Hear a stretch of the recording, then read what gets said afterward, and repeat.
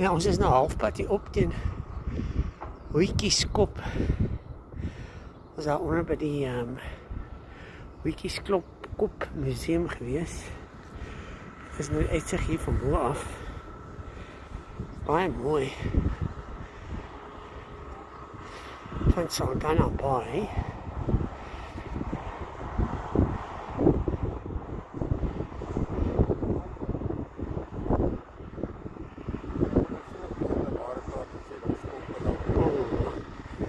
Mag ek nou saam met jou gaan? Ja. So daar is oesters. En daar is skepe Transnet met hul ystererts.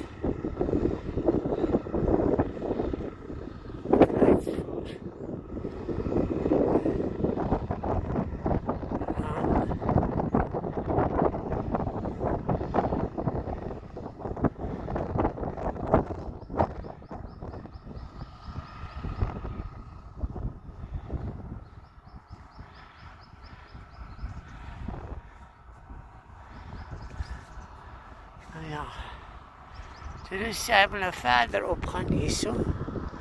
Sit die koppie op. So ons sal maar verder op teen die koppie op.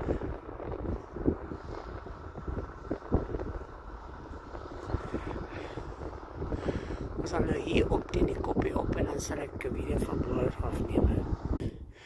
En die is skulpies hier bo soos die oom gesê het. So maar soos ons by die museum gehoor het. Miljoene jare terug was die see baie hoër gewees.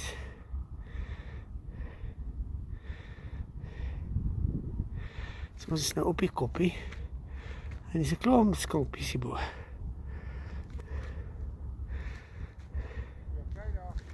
Ja.